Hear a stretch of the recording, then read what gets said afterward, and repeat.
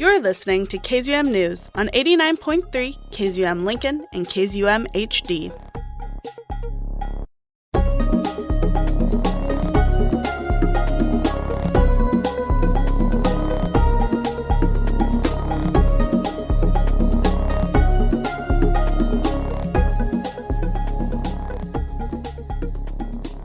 Good afternoon and welcome to today's edition of KZUM News, an hour dedicated to learning more about what is going on in Lincoln and the surrounding areas.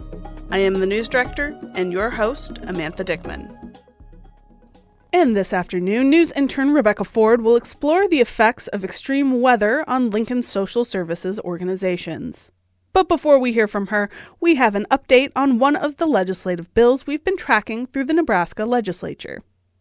Legislative Bill 140 advanced to enrollment and review initial with a 44-1 vote on Tuesday, March 3rd. Senator Robert Dover was the only legislative member who was present and not voting.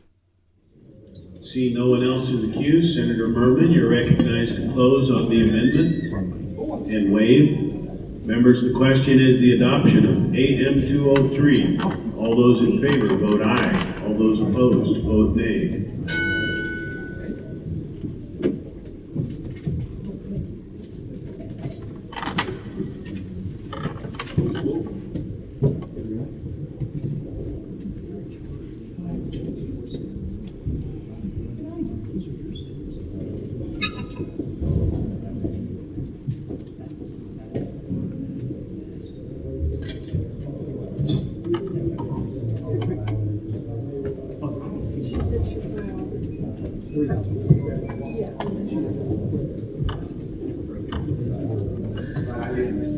Record, Mr. Clerk.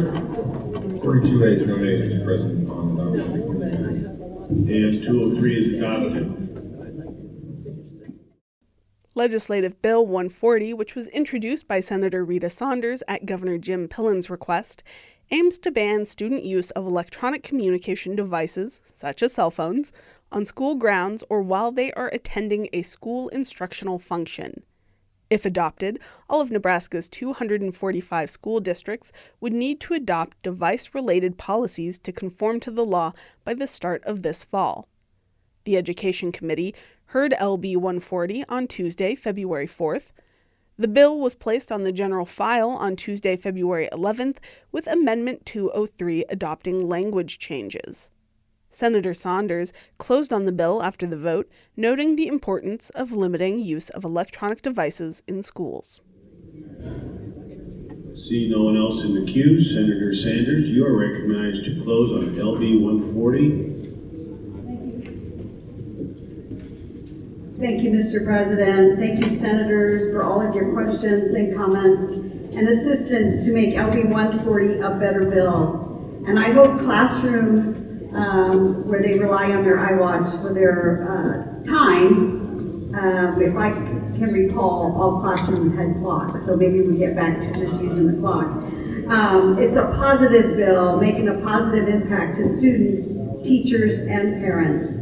Please vote green on LB 140. Thank you, Mr. President. Thank you, Senator Sanders. And that is the update that we have for you. Unfortunately, we are still waiting to hear if that bill will advance again. And once we have that information, we will let you know.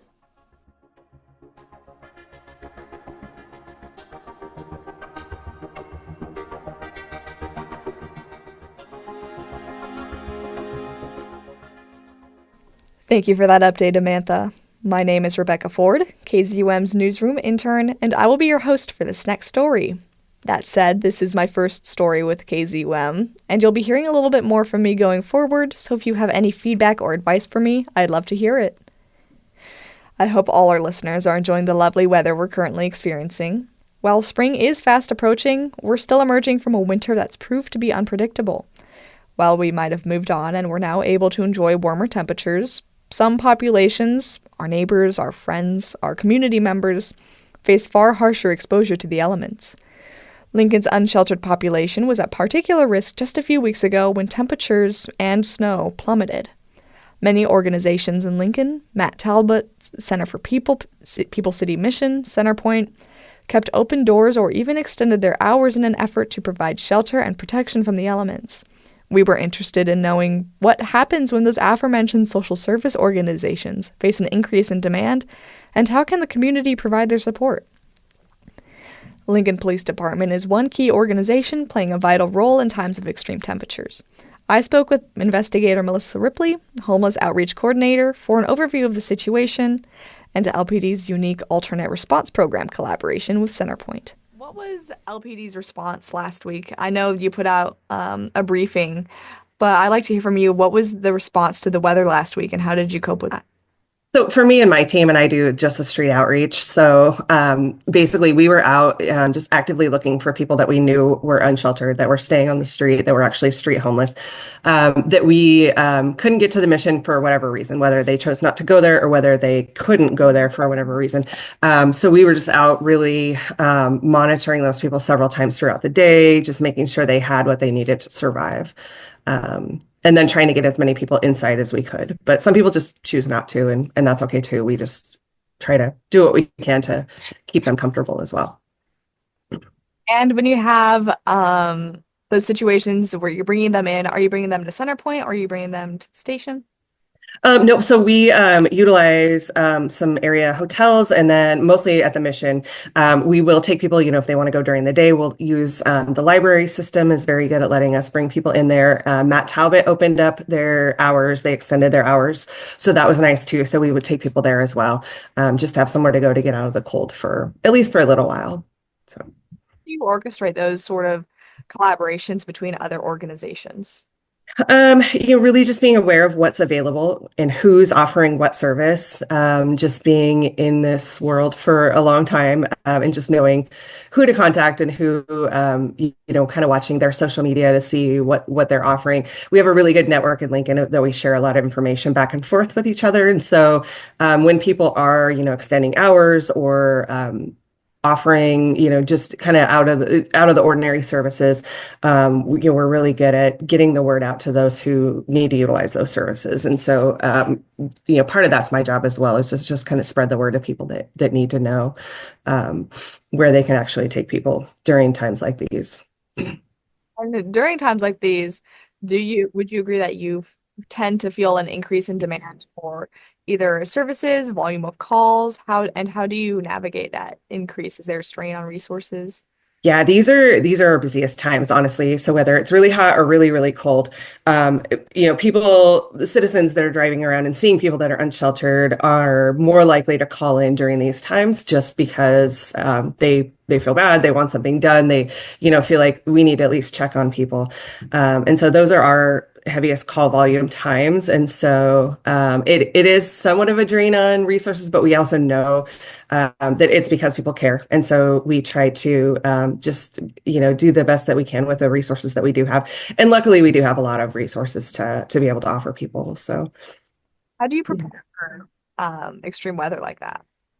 Just making sure that we are stocked with supplies. So we carry tents, sleeping bags, blankets, warm weather clothing, lots and lots of hand warmers, lots of socks, just things, basic needs items. And so we just really make sure that we stock up on those, knowing, if a cold stretch is coming up, and just making sure that we, have what we need. And then that we're aware of what else is out there that we can get people to if they need it. Yeah, coordinate that outreach between members of the community who are without shelter, and connect them to your resources. So our street outreach team is really good at just knowing where people are, where people stay for the most part, and where we can find most of our people at. And so we really just work together. We have like a big group chat, and we just work together, keeping track of people and who's checked on so-and-so or who hasn't checked on so-and-so and who needs to be checked on. And so we really just keep track of what we're all doing and just the efforts that we're all making as a team effort, and really just making sure that we're not forgetting people. We're really good at knowing who is getting services and who can and can't go to the mission or won't go to the mission. And so just being aware and really knowing who our population is and what their situation is really important at times like these, because between all of us, we can really pretty much find the people that we need to find. With that, I understand that you and Centerpointe are working together with the alternate response program. Can you tell me a little bit more about that and how that came about? Yeah, so this program is a diversion model program where we, prior to this program, if people called in and wanted somebody checked on, we would just send uniformed police officers out to do that. They're not driving around with, trunks full of cold weather items or clothes or sleeping bags, that sort of thing. So it really wasn't anything that the police could do other than offer them a ride to the mission. And if that was somebody who didn't want to go or chose not to go, it really wasn't all that helpful. Plus, it took a lot of police resources off the street. Really, it just wasn't the right fit. It wasn't the right people to be sending in the first place. And so I worked with Matt Martinowski for a long time at Centerpointe, and we always talked about how he wanted something different in Lincoln. And then when my position was created in 2023, we were able to really get some traction and get that up and running and off the ground. And so now when citizens drive around and see people or know of people, they call in, and those calls are completely diverted away from law enforcement into the Centerpointe Street Outreach Team, which they do drive around with those supplies. And so, and they're able to get people hooked up into long-term resources and housing and mental health resources or, whatever it looks like for that person. And so really, it looks a lot different, and we're sending the right people out the first time around now, rather than just law enforcement. In that sort of area, do you have any programs that LPD offer, any programs that general community members might not be aware of in terms of like resources, anything like that people should know about?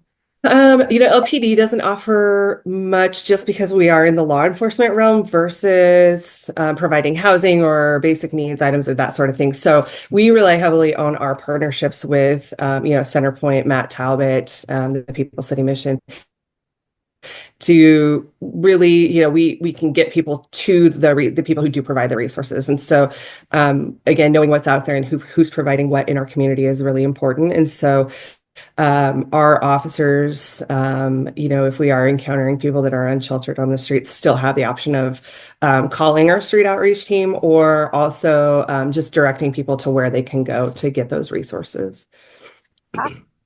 I guess question I have, and this isn't necessary, I'm not sure if you'll have an answer to this. This might be just me spitballing, so you can just Sure. wait. With the recent federal grant funding and everything that's happening with that, is that impacting your department at all? Not directly my programs. My programs are funded through state grants, and so the federal grant issues haven't necessarily affected the alternate response program directly, but the partners that I do work with are funded. A lot of the housing projects that do provide housing for our unsheltered are funded through federal grants, and so it is a concern. There was kind of a lot of panic in the nonprofit and social service world when that first came down, and we were happy to kind of see that pause and take a step back so that people can kind of reevaluate what they're doing and what cuts are actually going to be made and what that is actually going to look like. And so that's kind of what it looked like for me. But yeah, lots of stress amongst the agencies that we work directly with. Understandable. Investigator Ripley, that's all the questions that I had. I want to give you an opportunity if you have anything you'd like to share with listeners about your program, about what they can do in times of extreme weather fluctuations, things like that. I would encourage people always just to call into dispatch, and we will determine through our set of questions that we ask every caller calling into dispatch what the most appropriate response is, and we'll find an answer and be able to help whoever it is they're calling about the best that we can. I really implore people to have compassion at times like these. It's easy when we get to go to a nice warm home at night to kind of take for granted that we have that, and not everybody does. And so everybody out there that's unsheltered is somebody. And so keeping that in mind and just being compassionate, and if you're not sure who to call us, and we will figure out what we can do for that person and get them to the right place. So just have some compassion for our neighbors. Thank you so much, Investigator Ripley. I appreciate you. Yeah. We just finished speaking with Lincoln Police Department's Homeless Outreach Coordinator, Investigator Ripley, regarding the department's role in extreme temperatures and how they reach out to and support unsheltered populations. Investigator Ripley also discussed LPD's collaboration with Centerpointe, an organization addressing social inequities surrounding housing, substance abuse, and mental health, on their alternate response program. We are now coming up on our first break of the hour. After a few messages, we will return to speak with Centerpointe about their role in helping Lincoln's unhoused population during extreme weather and their collaboration with LPD and their part in the alternate response program. Stay tuned.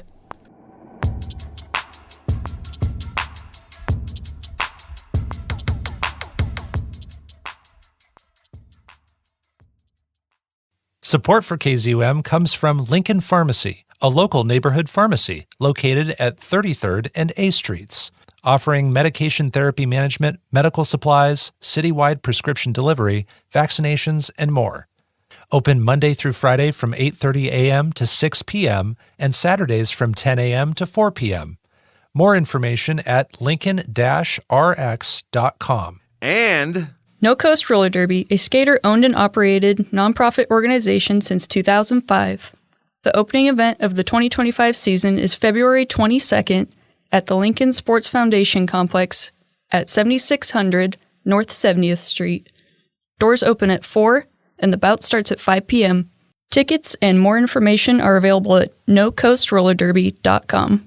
Your Malone Community Center continues to be a cornerstone of cultural, educational, and social programming. The center is home to an out-of-school program. The lead agency for 2 community learning centers hosts a weekly food distribution service along with other programs. For more information on the Malone Community Center, please contact our office at 402-474-1110 or go to our website www.malonecenter.org. Celebrating the heritage of service since 1955, Your Malone Community Center.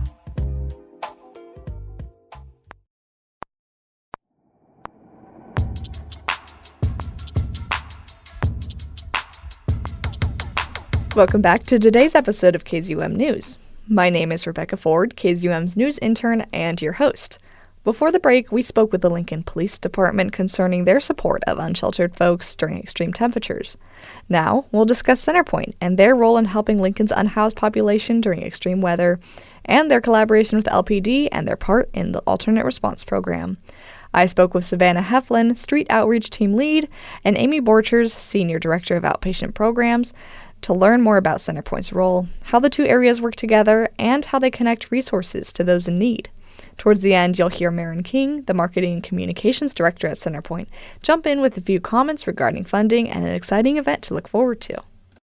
Yeah, so as a Street Outreach Team Lead, I supervise the Street Outreach Team here at Centerpointe.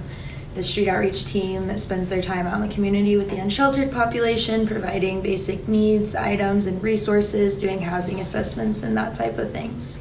Gotcha. As the Senior Director of Outpatient, I help oversee the outpatient and community-based services, which include therapy, community support, peer support, psychiatric services, IOP, and primary care. So how do both those areas intersect? Yeah, so on the Street Outreach Team, we spend a lot of time getting people into Centerpointe to be connected with services, just with as many programs as Amy oversees and the amount of stuff that we provide. We constantly have people out in the community who are needing different things in the office, and it just becomes a good meeting point for them to know that they can be connected with us and get those other services. Outpatient services also utilize the Street Outreach Team a lot for our individuals that we are still seeing that are currently unsheltered or have recently been sheltered that they have good rapport with, and it just allows us to be able to, again, connect those resources and just have good coordinated care between everybody. How do you get word out? How do you connect with the community and people who need your resources? I mean, just to individuals in general, outreach is just out in the community, constantly trying to meet people, build rapport with people, build relationships.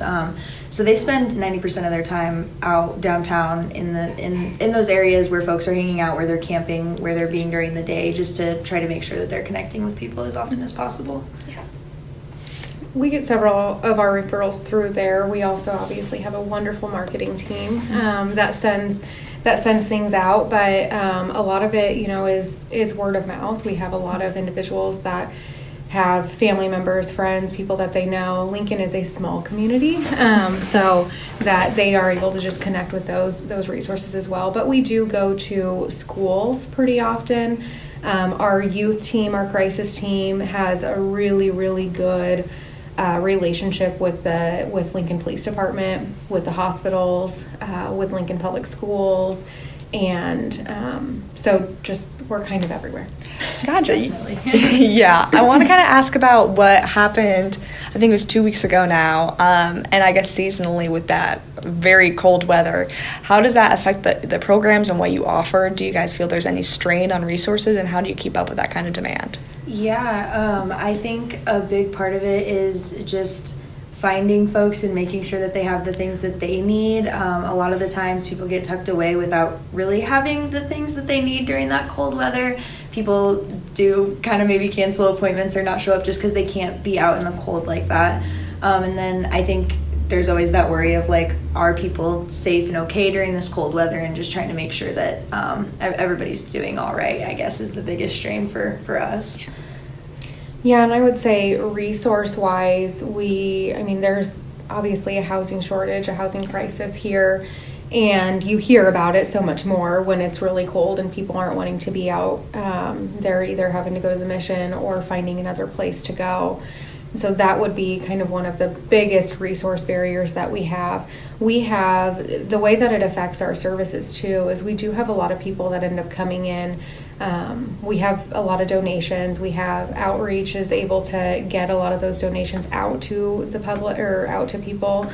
But those individuals that are also coming in asking for coats, asking for socks, especially those unsheltered folks that we know they don't have a warm place to go. So being able to provide those kinds of basic needs resources for them in the moment. In regards to programming, we try our hardest to never close for the weather, because we know that people are always needing services. There are times that we will adjust our services a little bit. So if it is clinic-based services, we will offer Zoom. We will call them and let them know that we are able to meet with them via Zoom. Our workers tend to go out to individuals because we know that they don't have a lot of resources in regards to transportation. And so we don't want people to be standing out in the bus stops or trying to walk to get to services. So we try to accommodate that as much as possible without ever having to close and not have those services available to them at all. Yeah, you mentioned that housing, is a constant issue, and we hear a lot more about it when we're facing that harsh weather. How do you address those needs and visibility of those needs when it's not as terrible as it was a couple weeks ago? Yeah, I mean, it's a difficult thing to do. We are constantly just trying to get people onto all the housing lists that we can. We're trying to just problem solve with people on like where they can go for shelter, whether that's the Mission, whether that's somebody they can stay with. Street Outreach does provide a lot of camping gear for folks who maybe don't have other options for somewhere to go inside. Even when, like you said, it's not that bad out. We've got tents and sleeping bags for those types of situations where somebody really doesn't have anywhere else to go, and just trying to get some sort of shelter for them throughout the year. Gotcha. For individuals actively in our services too, we do have community support or case management services.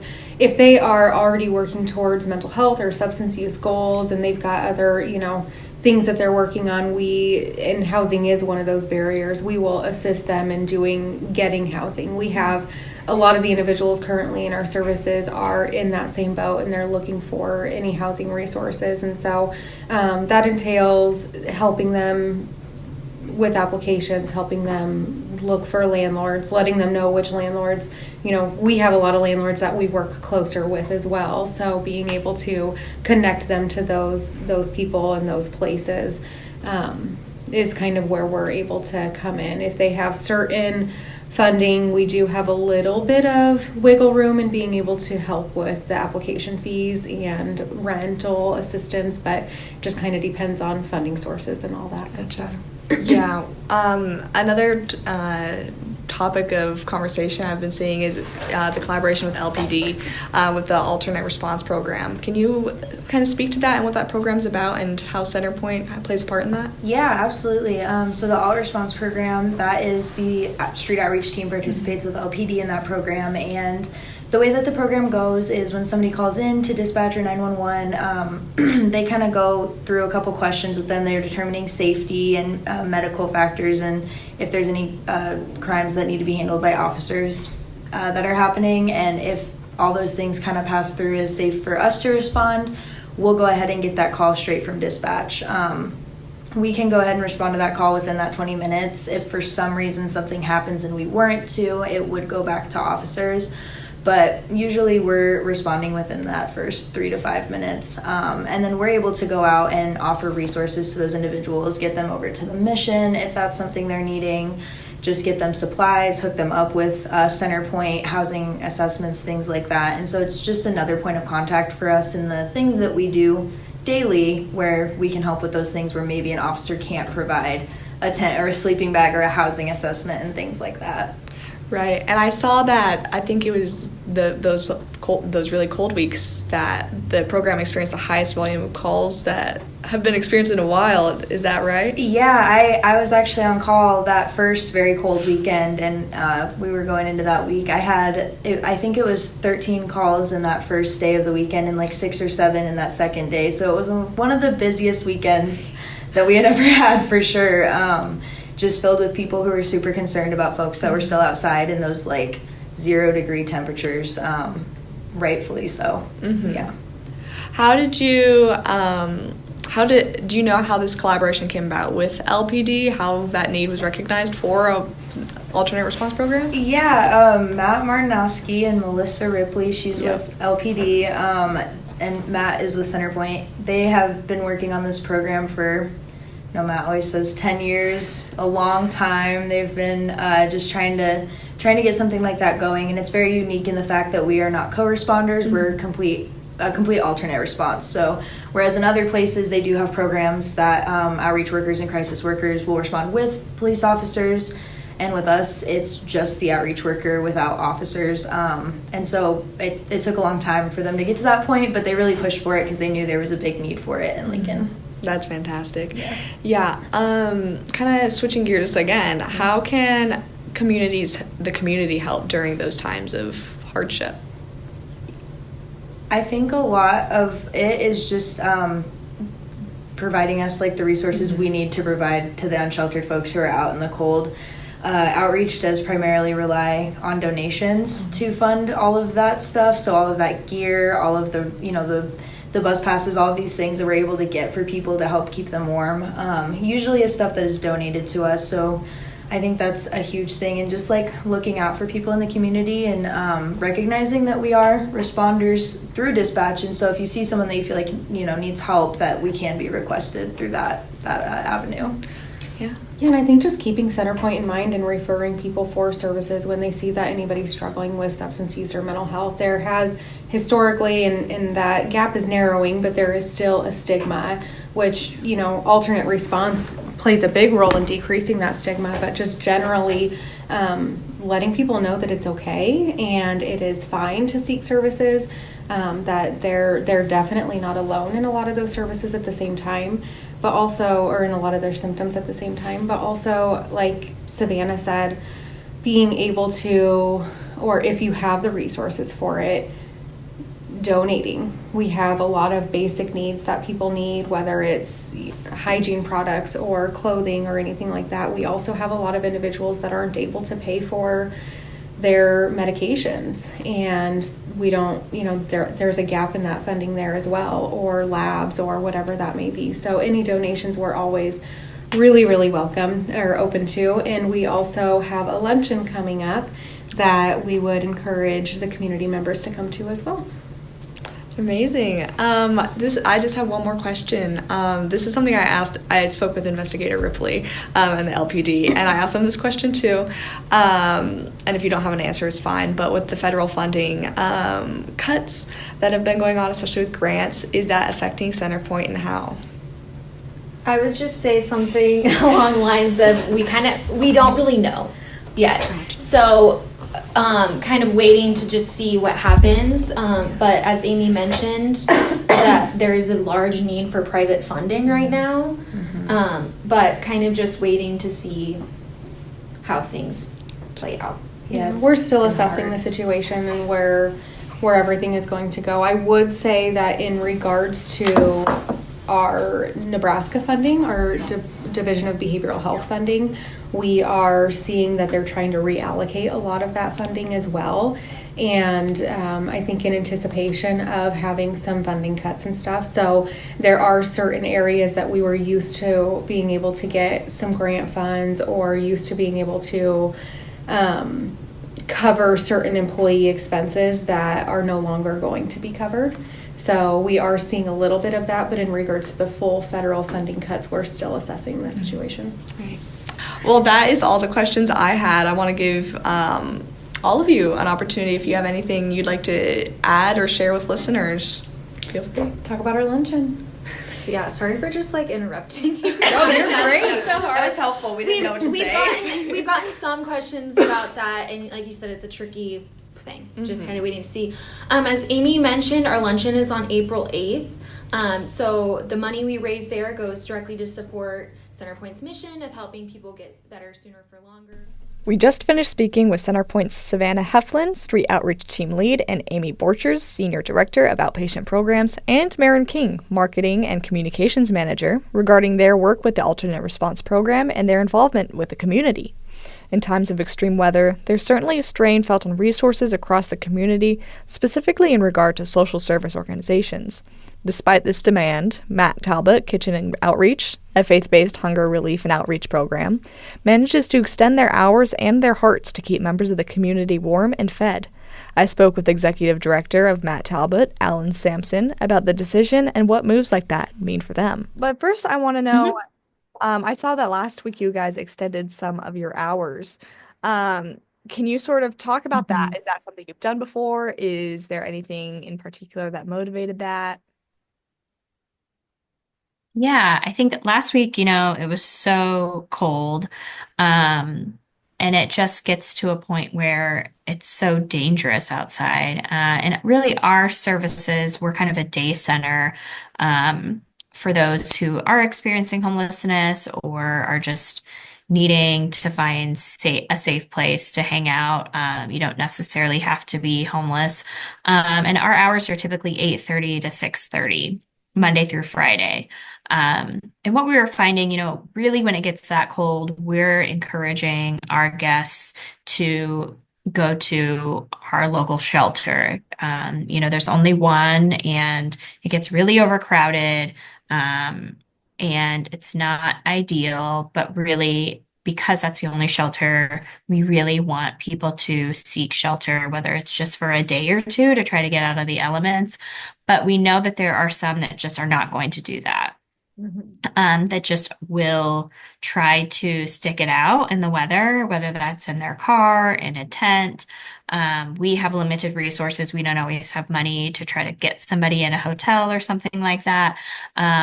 And there aren't a lot of agencies that have those kind of funds that are just readily available. So really, when we were thinking about it, trying to figure out, what is our role in this? How do we address this? How do we really decrease the amount of time that people are outside, if that's what they are choosing to do, rather than go to the shelter? How do we minimize that? And so our staff actually came up with the idea and asked, could we stay open late and open up early? So they were willing to stay and open up. So I, of course, said yes. So we stayed until 10 p.m. one night and then opened at 6 a.m. So I know it doesn't solve the whole entire problem of being outdoors 24 hours a day, but we at least tried to decrease it as much as we could. Totally. And like you said, there have been some other organizations in Lincoln. I think you're talking about the People City Mission specifically being over capacity. Have you yourself or has Matt Talbot also experienced like a similar strain on resources? Is this a seasonal thing? Has it been especially bad this year? Yeah, I think we're all kind of experiencing not a huge strain, but we definitely can feel it that our services are needed more than ever. Particularly our meals that we serve, we've seen an increase in the number that we're serving, or that just need simple outreach type services for basic needs. So we have seen an uptick for us, which just makes us ensure that we have the funding and looking at our budget constantly to make sure we can keep things rolling and moving in the direction that we want.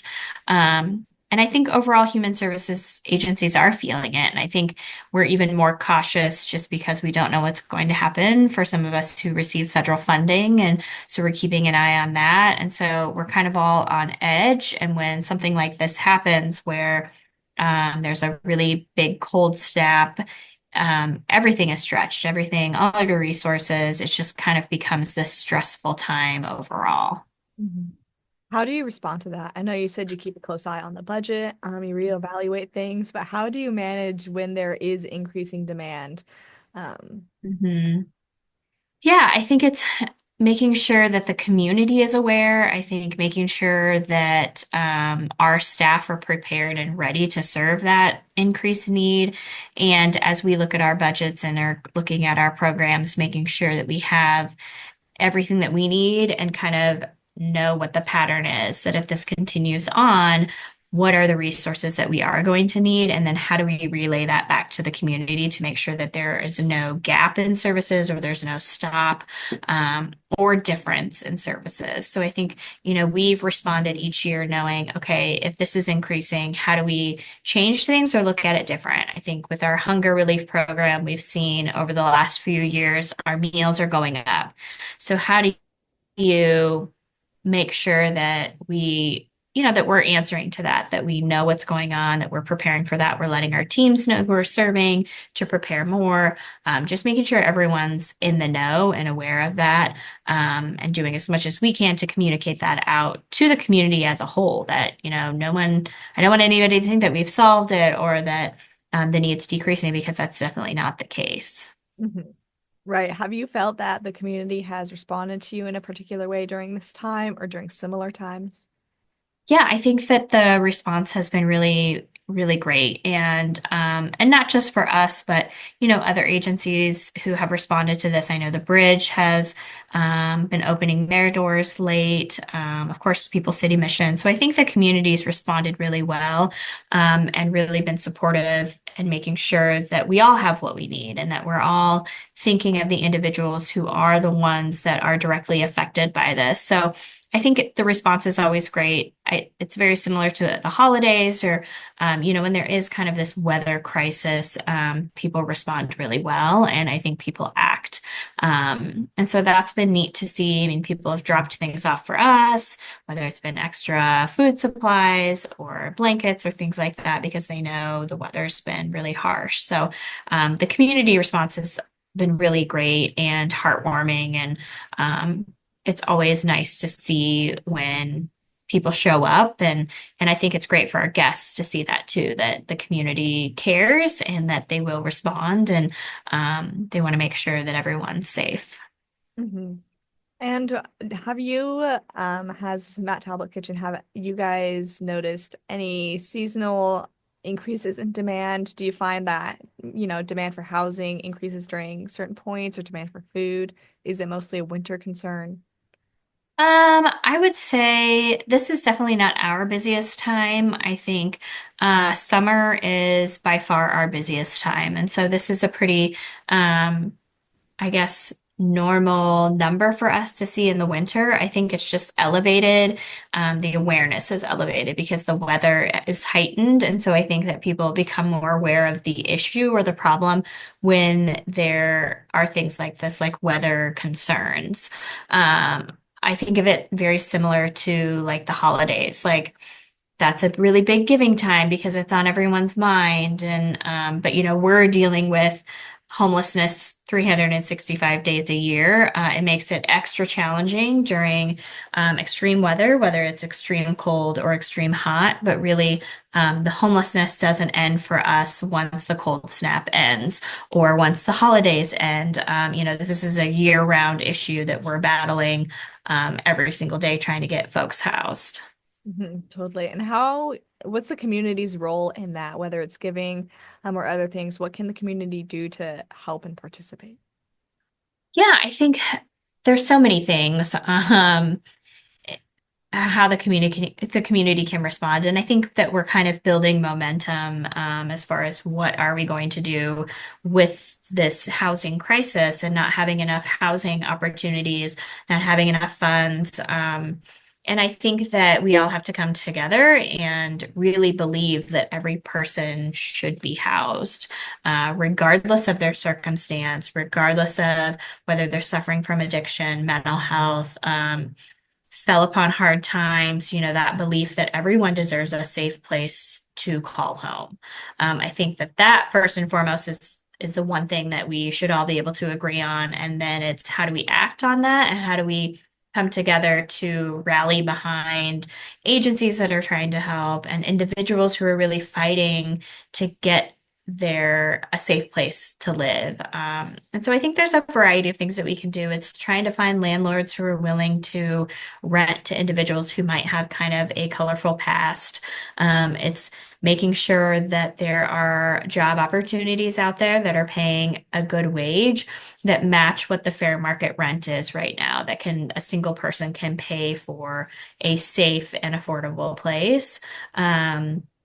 And then it's just making sure that we have enough of those places and that they are affordable and that there's this mixed housing opportunity and a better pathway for people to not only just rent, but if they want to purchase a home, is there a clear pathway that's realistic for that person to do so? So it really is kind of like this community-wide effort. We can't solve it alone. People's city mission can't solve it alone. It's really this all-encompassing. The community has to really rally behind this and address it from all aspects and from all sectors, whether that's the private, public, business, all of those, faith-based, nonprofits. Everybody kind of has to be at the table to really come together to say, okay, how do we fix this? Mm-hmm. And talking about that cross-community and inter-community collaboration, I know that Centerpointe and LPD have been doing a lot, especially this season with getting people off the streets, and collaborating with other social service organizations. Yes. Have you guys experienced any collaborations either with them or any other social service organizations? Definitely. Yeah, we work really closely with both of those entities. So Centerpointe and LPD, we're working really, really close. Centerpointe is out here often, or we're calling Centerpointe. A lot of our same guests and clients intertwine. And so if we need help with something or are trying to find a solution, we may call Centerpointe and vice versa. So I think we work really close. Our outreach staff and their outreach staff are talking multiple times a week. And the same with LPD. I think LPD, we talk to a lot. We're working really closely with them on solutions and trying to figure out where people can go and how to get people off of the streets and not just arrest them and ticket them. And so we're constantly working with them to try to find some solutions. And so we're very much involved. I would say it really is a true collaborative effort. I think that happens when we're dealing with individuals who are experiencing homelessness. We're all very close and we all work really well together. And the communication is really key to that. Mm-hmm. Fantastic. Well, that is all the questions I have prepared. I want to give you the opportunity if there's anything that you would like our listeners to know or anything you'd like to share. I think just always a thank you for believing in Matt Talbot and responding, not just to us, but to the agencies who were asking for specific items or help during the cold snap. I think that is what's special about our community is that when there is something happening, we have a really unique way that we respond and it's very reliable. And so thanks to the listeners and really to the community because we know we can't solve it alone. And so we appreciate that people come along for this ride. Today, we spoke with the Lincoln Police Department and Centerpointe regarding their collaborative alternate response program and how they support those without shelter in extreme temperatures. We just finished speaking with the executive director of Matt Talbot, Alynn, regarding their decision to extend hours during the cold we experienced a couple weeks ago and how demand and strain can impact an organization. Next week, we'll be sitting down with the People City Missions Pastor Tom to learn how they coped with the demand this season, how they keep up when over capacity, and their future plans. We'll also speak with Irene Hargan, the Director of Marketing and Communications at Center for People, to learn how their organization meets basic needs and provides resources to bring their people to the next step. That's all the time we have for today. Thank you so much.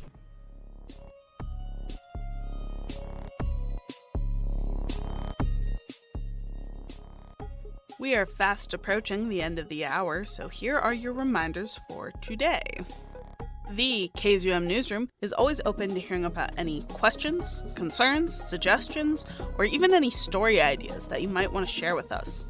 All you have to do is give us a call at 402-474-5086, extension line 6. If you give us a call and we aren't available, don't forget to leave a voicemail. Or, if you aren't much of a phone person, you can also find our social media handles and more newsroom information at kzum.org under that About tab.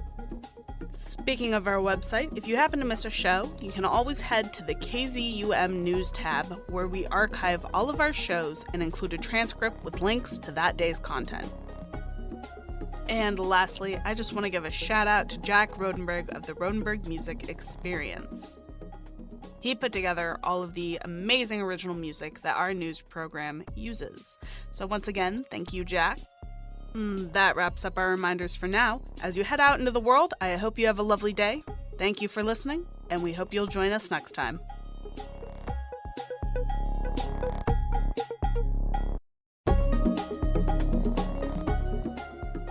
You just finished listening to KZUM News, an original production of KZUM Radio that airs every Saturday at 11 a.m. Coming up next is Beta Radio, so stay tuned.